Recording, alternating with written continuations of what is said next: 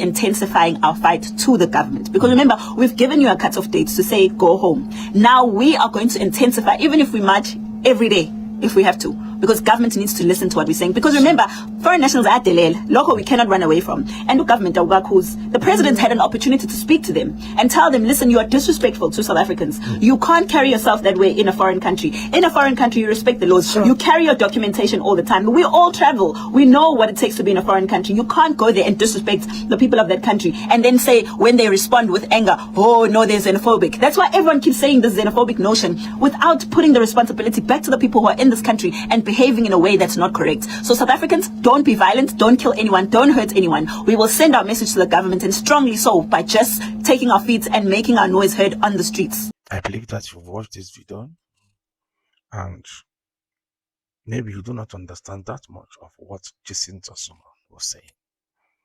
The main point of JECINTA Zuma, based on the movement view on the 30th June as a deadline for government action on illegal immigration.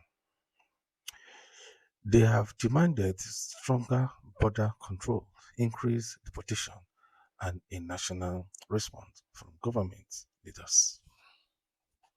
But one thing is that the public supporters urge that illegal immigration contributes to pressure on job, public services, housing, and healthcare. The movement also claim many communities feel ignored by the government on this very particular issue, said by JECINTA. The controversy and criticisms on this is the critics have urged that some claims about immigration are exaggerated and want that anti-immigrant rhetoric can fuel xenophobic and also fuel the violence.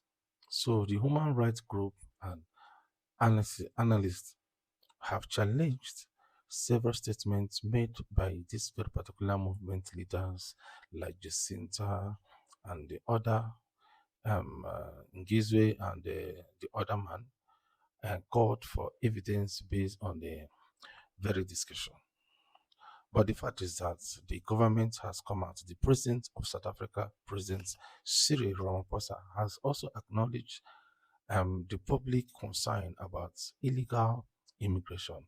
But he also stressed it so much that he said immigration enforcement must be carried out only by the authorized state officials.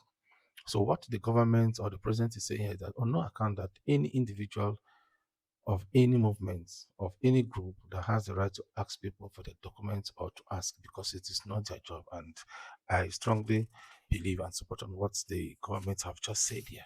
It is not in the space of JECINTA or any movement to ask people documentation. If you think there is something that is going wrong in your country, you take it to your government. How you take it to it should not be concern of the immigrants, like you've just said, in your country. So taking it to them and leaving the rest of us is one thing that is completely wrong.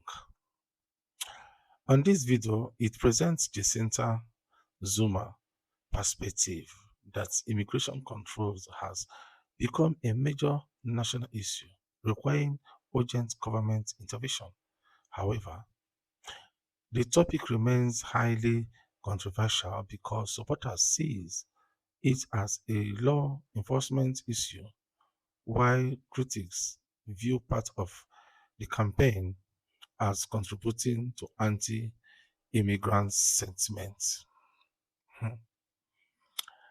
In summary from me, JECINTA Zuma explained the significance of the 30th June campaign, addressing migrants' concern, border security, public frustration, and the demand of the March and March movement.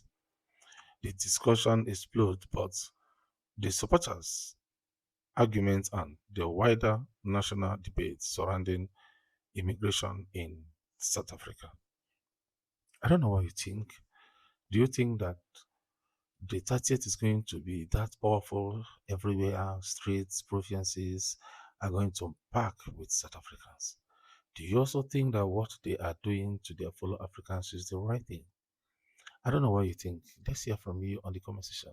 Let's discuss there. But one thing is sure, that Ezydon is still online. They have not packed off like some people are thinking or saying. They are still in to make that very particular match on what they want to come. Please, let's hear from you in the comment section. Don't forget to like and share and press the button bell so that we can notify you when we bring another video. From all our understanding, majority of those who watch our video have not subscribed yet. Please, we urge you to subscribe, like and share and press the button bell so that we can notify you more as when do we have another thing like this to come. God bless you and remain safe.